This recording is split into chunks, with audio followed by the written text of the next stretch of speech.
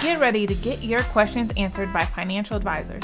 Learn how to put more money back in your pockets regardless of where you're starting your financial journey with your host, Hannah Mitria. Before we jump back in, can you share with us again, Matt, about you, your company, and then we're going to jump into other things.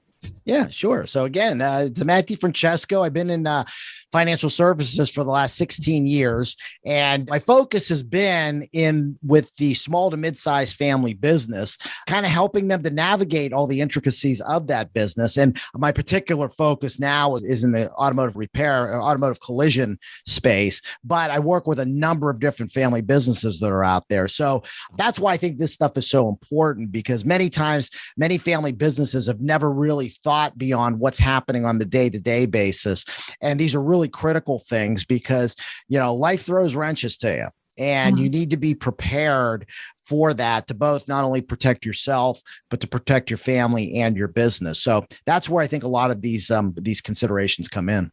Yeah. And honestly, this is the reason we're having the Virtual U.S. Financial Advisor podcast, right? Is because so many people don't understand that how big of a benefit working with a financial advisor is going to help and assist them. And especially in those dire needs, because at the end of the day, we in our day-to-day do not need financial advisors most of the time. You know what I mean?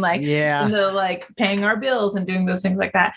But you make our life so much easier on those big moments where we're able to not have to stress and not having to worry about those things, especially when you're going through the darkest time of your life. Like when you have a family member that is that close that you're depending on pass away, you have so much more to deal with, where finance is just one last thing that you're going to have to do. And so exactly. Yeah. So working with financial advisor, call Matt, guys. Yeah. Well, yeah. And let me, and again, can I say this? Because again, I mean, I'm one person, and our industry gets a bit of a bad name because there have been a lot of charlatans that are out there that are just interested in selling product, collecting big commissions, or, just charging huge assets under management fees. And they're not addressing a lot of the issues, like getting down in the weeds with the clients. But there are a lot that are. I mean, I'm fortunate enough to be in a mastermind with, 19 other rock stars that look at this way. And I think, if you're going to be going to look at for a financial advisor, I think there's a couple things you need to, and questions that you should ask them. Really. I said, what is your, I think the big question that people want to ask is, what is your performance, or what is your philosophy in managing money? I think that's a very minimal. That's one of the down the road questions. I mean, I manage my clients' money as conservatively as they'll let me. Mm-hmm. Okay. And it's funny, we're going through this market volatility right now. And I had a client that called me the other day, and he's like, "Oh, I bet your phone's ringing off the hook." I'm like, "No, you're the only one that's called me." And he was like shocked. And I said, "Yeah." I said, because I've trained my clients to understand we're in this for the long term. All right. And he's wondering, what am I going to, what changes are we going to make? I said, none. I said, it's slow and steady wins the race. Yeah. So, I think that's a key question to ask. But I think first off, I think you want to find out, what is their process in working with a client? Do they do a financial plan? Okay. And I'll be honest with you, this is so funny. Do they charge for the financial plan? If they're not charging for the financial plan, they're not serious about this business. Yeah. Bottom line. I mean, because, I remember early on in the business, and financial planning was just becoming popular in the wirehouses, and they always wanted to do financial plans. And the only reason was we weren't allowed to charge for them. And it was only because they said the assets would be stickier. But a financial plan that you put together and put it in a nice binder, and the client puts it on the shelf and never looks at it again, doesn't do the client any good. Mm-hmm. And so if they're charging for it and they're going to be monitoring this on an ongoing basis, that's the baseline. I mean, I had a prospect that actually was a referral I was talking to on Monday, and I was telling, and I just want somebody to manage my money. I said, well, then you need to go somewhere else. I said, go to your bank. Your bank will manage your money. All right. I said, but I require you to have a financial plan. I said, I can't do an adequate job for you if I don't have a roadmap to figure out where you want to go and how we're going to get there. And then when the proverbial stuff hits the fan, how we're going to adjust for it that works with your plan. So I think you need to find out, do they do a plan? Do they manage your, not only your money, but also manage to the plan? I think you also need to find out, are they a fiduciary? So there's a difference between being a fiduciary and somebody just being based on suitability. All right. Suitability means that, okay, I want you to buy this product and it's suitable for you. You have the assets to buy it. You have the net worth, and it's, and it's going to do what we want it to do, but it might not always be the best thing for you. A fiduciary always has your best interest in mind. Okay. So every piece of advice they're going to give you is always looking out for what's your best interest. So for example, like my firm, we're an RIA firm. So we're a registered investment advisory firm. So we're a fiduciary. So I could go in and we're looking at income solutions for a client. And I could say, well, you need to buy this annuity product and it's going to provide the income that you need. But it may be high cost, but you know what? As long as you make money and I make money, everything's okay. But again, I might be able to give them another product that's actually better suited for them. It's going to be lower cost. Maybe I don't make as much on it. All right. But it's actually going to be in their best interest to buy that product instead of this one. I'm obligated to do that. So I think looking for a fiduciary is also going to be key. Okay. And I think you want to talk to somebody that you can just relate to and that you can kind of get a sense that they're really going to always be on your side. Okay. That they care about you. Yeah. Okay. Because that's really where the key comes down. This is a relationship business. And as we've been talking about, the majority of stuff that we do is more psychology than anything. And you have to, I truly believe that if you're going to do the right job for the client, you have to care about them. And I tell prospects all the time, I got 3 criteria. First one's you got to be likable. You got to like me. I got to like you. I mean, if we don't like each other, there's no sense as he's going further. I mean, I'm 57 years old. Life's too short, okay, to be dealing with jerks. Yeah. Right. The second thing is that you got to be coachable. You got to be willing to listen to advice and execute the advice. So when I do a review with a client, what I do is I don't send them like a 90-page report of everything that we talked about. I send them an email with a bomb video. Hey, great meet with you. I put your action steps down below. Looking forward to getting it. Reach out if you need anything. And I have their action steps. And then I'm putting that into the contact manager so that I'm reviewing those notes all the time. And next time I talk to them, how are we doing on this? How are we doing on that? So, making sure they're staying on track. So they got to be coachable. And I've fired clients that just where it's, gone to the point I've said to them, look, I said, you're paying me and you're not listening to my advice. I feel like I'm stealing from you. All right. And I just don't think this is working. Yeah. Okay. So likable, coachable. And then the third thing is profitable. They got to be willing to pay you what you're worth. I mean, if somebody wants to go on the cheap, go to your local bank, go to E-Trade or one of the online brokerage firms or Vanguard, you know what?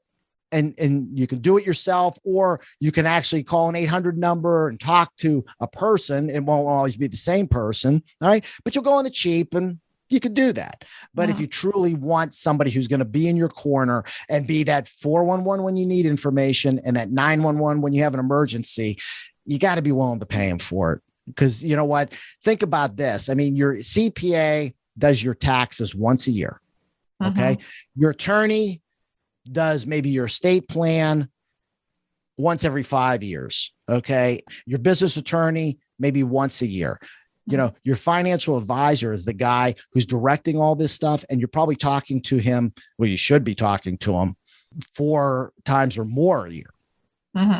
Okay. Yeah. So, yeah, exactly. So if you're going to pay the attorney and the CPA what you do, how much more valuable is a good financial advisor? More valuable because they're going to be there with you for all of it. That's it. I'll be honest. My clients, I'm the first call that they make. Even before their CPA.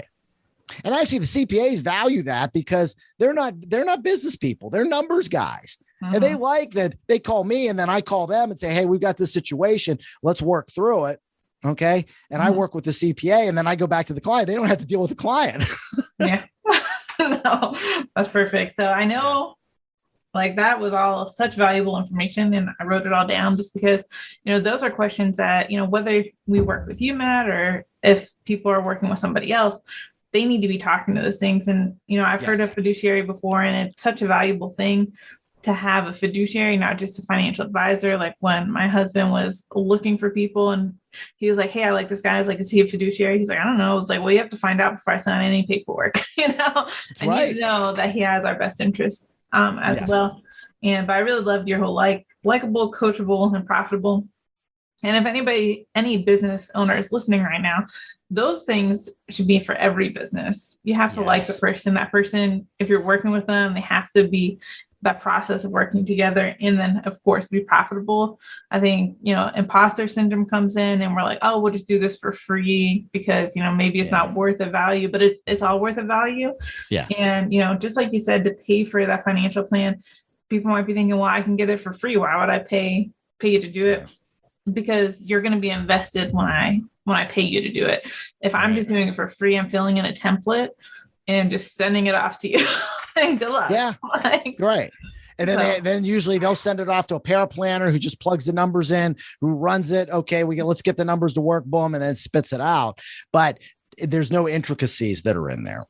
We don't understand. You got to understand that I'll have paraplanners. Like when I get the initial data on a financial plan, I'll have them do the input on it and they'll do the base line. But then it's part of how I think through the process is I need to go in there. I schedule time to go in there and let me rework the numbers. And I want to understand these things and start adjusting this and working on that. So then, because I know the client intimately. Mm-hmm.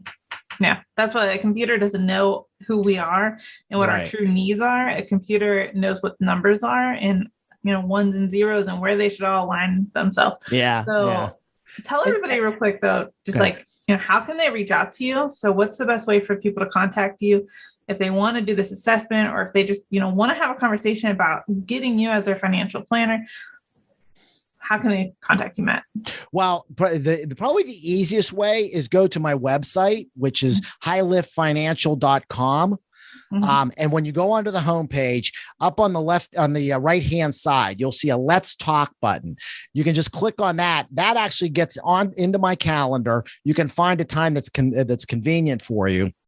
And I said this in an earlier episode, I give everybody 20 to 30 minutes of my time, no cost, no charge, just to learn your situation and see if it's possibly a fit. Okay. And the one thing I promise, and I promise everybody this, and I do this on my podcast too, is that if we talk and it's just not a fit, I still promise you that I will get you pointed in the right direction. Okay. Whether it's to do a robo advisor, look, I'm not the right advisor for you, but I know these guys, let me send you to them. Okay. Because we're not all perfect fits and we all do things a little differently.